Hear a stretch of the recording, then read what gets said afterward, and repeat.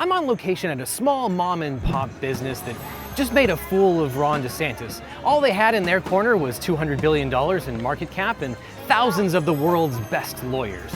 But not only did they make a fool of Ron DeSantis, they did it in the most legally hilarious way possible. Yeah, so it's Florida Governor Ron DeSantis versus Disney in a fight to the death. And they're going head to head in a romp in the swamp, and only one will emerge victorious. And so far, well, it's Disney 1, DeSantis 0. And you'll have to stick around until the end to learn of the hilarious legal way that they actually won this one. Now, I know what you're asking.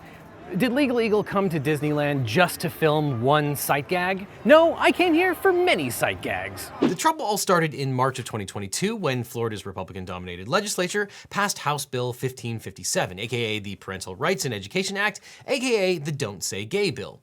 The law bans discussion of sexual orientation or gender identity for students in kindergarten through the 3rd grade in Florida public schools to protect, quote, the fundamental right of parents to make decisions regarding the upbringing and control of their children in a specified manner. And it also requires schools to out students to their parents as gay or trans, meaning that if a child of any age who is struggling with their gender identity comes to a guidance counselor or trusted teacher, the school cannot maintain confidentiality about this discussion and must disclose it to the parent as part of the child's educational record. Somebody who doesn't want to step out of the closet, we open the door for them. And the bill creates a private right of action for parents to sue schools for violating this statute and recover monetary damages, including legal fees. Now, the law had quite a few vague terms, and when this was being debated in the legislature, State Senator Lori Berman wondered if the obligation to disclose any, quote, change in the student's services or monitoring related to the student's mental, emotional, or physical health or well-being would require schools to inform parents if a student requested a vegetarian meal for lunch. And the bill's sponsor, State Senator Dennis Baxley, agreed that it would. But if the bill's intent was to banish any mention of LGBTQ people from Florida schools as educators struggle to comply with a vaguely worded law under threat of cripplingly expensive litigation, it's been a rousing success. Teachers in Pasco and Duval County schools were ordered to remove safe space stickers from their classrooms for fear of running afoul of the Don't Say Gay bill. Even rainbows are being removed lest teachers be accused of indoctrinating kids. The Sarasota County School District published a flowchart for staff when a student requests to change their name or pronouns, and unless and until parents give permission, the answer will be no. And Governor DeSantis' then spokesperson Christina Pushaw tweeted, "If you're against the anti-grooming bill, you are probably a groomer, or at least you don't denounce the grooming of 4 to 8-year-old children. Silence is complicity. This is how it works, Democrats, and I didn't make the rules." DeSantis himself echoed this language when he signed the bill into law on March 28, 2022 at a private charter school in Tampa. They support sexualizing kids in kindergarten. And that, of course, put him on a direct collision course with Florida's largest employer, Disney. Because Florida's Don't Say Gay bill sparked a furious backlash. And the Walt Disney Corporation, which has long positioned itself as an LGBTQ-friendly business, brings in major tourism dollars for Florida's economy. One 2019 study found that the company was responsible for $75.2 billion in annual economic impact for Central Florida, supporting 463,000 jobs and $4.8 billion in state tax revenue. It also contributes millions of dollars in campaign contributions every election cycle. And yes, before you write it down in the comments, I am fully aware that all this is taking place in Florida at Disney World, not in California at Disneyland, but I didn't want to go to Florida. Have you seen who they've elected there? And as it became clear that the legislature was actually going to pass the bill, Disney's then CEO Bob Chapek faced intense criticism for not using the company's clout to fight it. His own employees staged walkouts in March of 2022 and set up a website called Where is Chapek to demand action. For his part, Chapek told shareholders he'd been working behind the scenes to fight the bill, and he apologized to Disney's LGBTQ employees, saying, quote, "I missed the mark in this case, but I am an ally you can count on, and I will be an outspoken champion for the protections, visibility, and opportunity you deserve." Chapek's allyship didn't last long, though. He was ousted in November when his predecessor, Bob Iger, came out of retirement and took the job back. On March 28th, when the bill was signed into law, the company finally put out a statement of tepid criticism, suggesting that the law, quote, should never have passed and should never have been signed into law. Quote, "Our goal as a company is for this law to be repealed by the legislature or struck down in the courts, and we remain committed to supporting the national and state organizations working to achieve that. We're dedicated to standing up for the rights and safety of LGBTQ+ members of the Disney family, as well as the LGBTQ+ community in Florida and across the country." At which point Disney found itself in the middle of a Category 5 social media storm, dealing with the backlash to the backlash from the right-wing supporters of the bill itself. And as a result, Governor DeSantis and his allies vowed revenge revenge on Disney for daring to criticize the law. At a press conference on March 29th, DeSantis branded Disney a bunch of, quote, California corporate executives. He said, quote, "I think they crossed the line. We're going to make sure we're fighting back when people are threatening our parents and threatening our kids." And here we are at It's a Small World, which is actually the birthplace of Ron DeSantis. Now, in a fundraising email, he threatened reprisal, tying it explicitly to the company's criticism. Quote, "If Disney wants to pick a fight, they chose the wrong guy. I will not allow a woke corporation based in California to run our state. Disney has gotten away with special deals from the state of Florida for way too long." Lieutenant Governor Jeanette Nunez was even less subtle, likening Disney to the Chinese Communist Party and insisting the company had no right to criticize the government, which is, of course, not how this works. Or maybe that's exactly how it works in Florida, where the government just made it illegal for teachers to acknowledge their own families and ban drag shows. Yeah, so California doesn't have those laws. California also doesn't have horrible humidity, so maybe if you're thinking about going to Florida, maybe go California and Disneyland instead. But the Florida legislature raced back to Tallahassee to figure out some way to stick it to the state's main economic engine. And what they settled on was repealing a special tax zone for the benefit of Disney called the Reedy Creek Improvement District. Now, nationally, they also tried to draw a line between the government action and the company's protected First Amendment speech. For instance, State Senator Spencer Roach tweeted on March 30th, quote, "Yesterday was the second meeting in a week with fellow legislators to discuss a repeal of the 1967 Reedy Creek Improvement Act, which allows Disney to act as its own government. If Disney wants to embrace woke ideology, it seems fitting that they should be regulated by Orange County." So what is the Reedy Creek Improvement Act? Well, that requires us to go back to 1965, when Florida Governor Hayden Burns welcomed a new neighbor to the Sunshine State.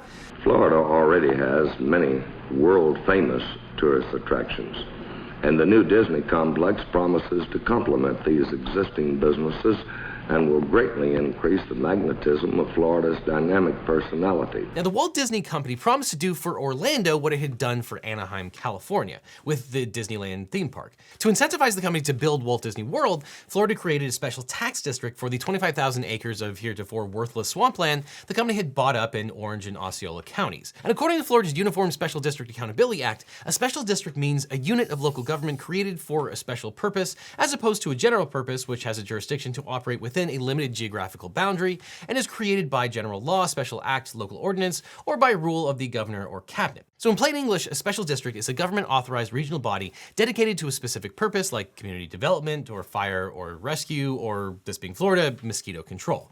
And truth be told, special districts aren't really all that special. The state's website lists 1,932 of them at last count, ranging from the Amax Brewer Memorial Law Library to the Zephyrillus Community Redevelopment Agency. But the Reedy Creek Improvement District was pretty special in that it was so wide-ranging. The original 1967 charter gave the Improvement District Board, which was controlled by the Walt Disney Corporation, dozens of powers. The RCID had the authority to build roads and sewage systems, to contract with neighboring police departments for security, to enact a mosquito control plan, and the law exempted it from virtually all zoning laws. It even gave the RCID the right to collect taxes at triple the rate of any county or city.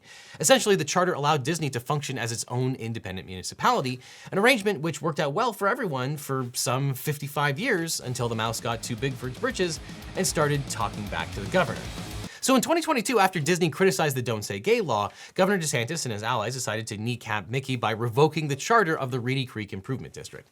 His buddies in the state Senate raced back to Tallahassee to enact SB 4, a bill which purported to dissolve the Reedy Creek Improvement District itself. Well, to be more accurate, it dissolved, quote, "any independent special district established by a special act prior to the date of ratification of the Florida Constitution on November 5th, 1968, and which was not reestablished, re-ratified, or otherwise reconstituted by special act or general law after November 5th, 1968.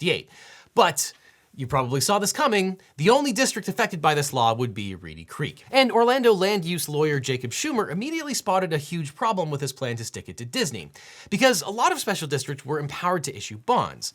But the RCID charter had a special provision wherein the state of Florida pledged not to impair the rights of bondholders until, quote, "all such bonds together with interest thereon, and all costs and expenses in connection with any action or proceeding by or on behalf of such holders are fully met and discharged."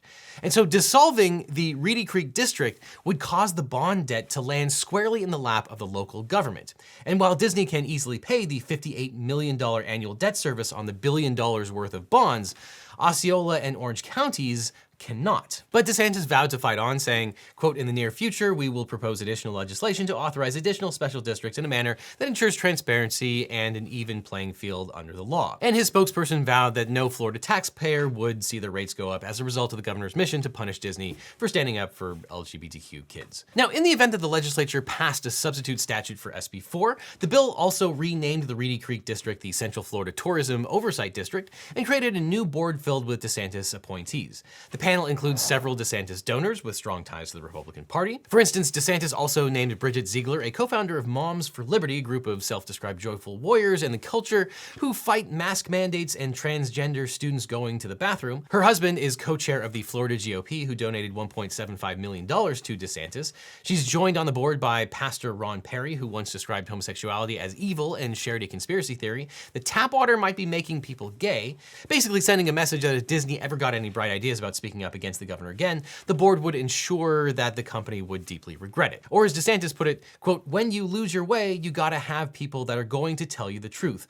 All these board members very much would like to see the type of entertainment that all families can appreciate." Jacob Schumer, the lawyer who spotted the bond problem with the first bill, told the Washington Post, quote, "The district is basically exactly the same, but now Disney World will go from being abnormally independent to being abnormally controlled. They still get their special little district with taxes that can pay for lavish roads and luxury projects, but they're no longer pulling the strings." In February, DeSantis signed the new bill into law, congratulating himself for a flawless victory over the woke corporation, but it turned out the mouse still had a couple of tricks up its sleeve. So because DeSantis' people hadn't been paying a lot of attention to the board, they failed to notice the legally mandated notice posted in the Orlando Sentinel on January 27th, advertising a board meeting on February 8th, 2023 in the boardroom of the RCID administration building.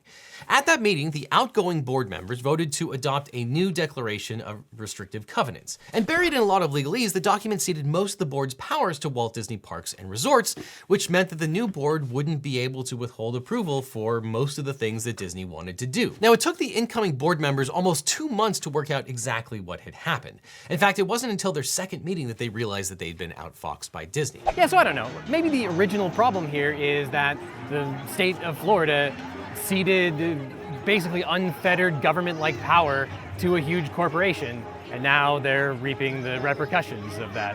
I don't know. Maybe that's not a good idea. Who knows? I'm just a lawyer. Ron Perry, the anti-gay water pastor, complained, quote, "I cannot tell you the level of my disappointment in Disney. I thought so much better of them. This essentially makes Disney the government. This board loses, for practical purposes, the majority of its ability to do anything beyond maintain the roads and maintain basic infrastructure." New board member Bridget Ziegler tweeted, quote, "The arrogance of @Disney continues, from ignoring parents and allowing radicals to sexualize our children, to now ignoring Florida taxpayers by sneaking in a last-minute sweetheart development agreement. Disney has once again overplayed their hand in Florida. We won't stand for this, and we won't back down. If unlawful actions were taken, this development agreement will be nullified." For his part, DeSantis vowed revenge. Rest assured, you ain't seen nothing yet. There's more to come in that regard. And the governor immediately dispatched an army of taxpayer-funded attorneys to attempt to unwind the deal. A statement attributed to 4 separate law firms reads, quote, "The lack of consideration, the delegation of legislative authority to a private corporation, restriction of the board's ability to make legislative decisions, and giving away public rights without compensation for a private purpose, among other issues, warrant the new board's actions and direction to evaluate these overreaching documents and determine how best the new board can protect the public's interest in compliance with Florida law." Then the state's top lawyer, Florida Attorney General Ashley Moody, sent a public records request to the Reedy Creek board members demanding all communications, quote, "discussing an intention or goal of circumventing, avoiding, frustrating, mitigating, or otherwise attempting to avoid the effects of anticipated actions by the Florida governor and the Florida legislature." In the meantime, DeSantis sent a letter to the state's chief inspector general, Melinda Miguel, demanding that she investigate the board for, quote, "collusive and self-dealing arrangements aiming to nullify the recently passed legislation, undercut Florida's legislative process, and defy the will of Floridians." Apparently, he believes that it would be unethical or even criminal for the RCID board members to consult with Disney executives on the RCID contract, despite the company being a party to the RCID contract. But the counterpoint here is well taken. There are those that argue that Disney is trying to frustrate the democratic process. People elected their leaders in Florida. The leaders in Florida have enacted several laws that seek to revoke the special district that Disney was benefiting. And by trying to frustrate that special district and those laws, Disney is being anti-democratic. And it's hard to argue against that. It's just that it happens to be on a backdrop of potentially protected First Amendment rights and this whole culture war. New Disney CEO Bob Iger called out DeSantis at a recent Disney shareholder meeting saying, quote, "The governor got very angry about the position Disney took, and it seems like he's decided to retaliate against us, including the naming of a new board to oversee the property and the business. In effect, it seems to punish a company for its exercise of constitutional right. And that just seems really wrong to me." Iger went on to accuse the governor of being anti-business, fighting words in today's GOP. And now we get to the extremely wonky but extremely juicy legal details of how Disney actually pulled this off. Because Disney's lawyers say that everything they did was strictly in accordance with the law. And if they're right, it will be thanks in part to an ancient legal principle which has bedeviled law students for generations. How many generations? Well, a lot. In fact, we have to go all the way back to the 17th century in England to the very real and very much less woke kingdom of Charles I, who reigned until 1649 when he literally lost his head. Literally. But in 1647, Henry Frederick Howard, the Earl of Arundel and Surrey, was faced with a problem. By law, the eldest of his 4 sons was supposed to inherit his estate. Unfortunately, that son, Thomas, was legally insane and incapable of managing the Earl's vast landholdings. Furthermore, it was unlikely, although not impossible, that Thomas would produce a son of his own to inherit the estate. And so the Earl and his esteemed lawyer, Sir Orlando Bridgeman, devised a complicated plan to divide the land and accompanying titles among the 4 sons upon the Earl's death. The will took into account multiple contingencies, with clauses shifting assets around at some undetermined future date if Thomas should die without an heir. And furthermore, the Earl liked this crazy contraption so much that his will imposed this plan to rotate assets among multiple future generations. But by 1682, the Earl had died, although not at the guillotine, and his second and third sons, Henry and Charles, were locked in an epic legal dispute which came to be known as the Duke of Gloucester's case. Henry argued that the complex scheme of shifting ownership dictated by his father's will was illegal because it tied up property for too long. And the court agreed, thus creating what became known as the rule against perpetuities, a legal concept so famously complicated that it has been included on every bar exam for decades as a kind of hazing ritual for the legal profession.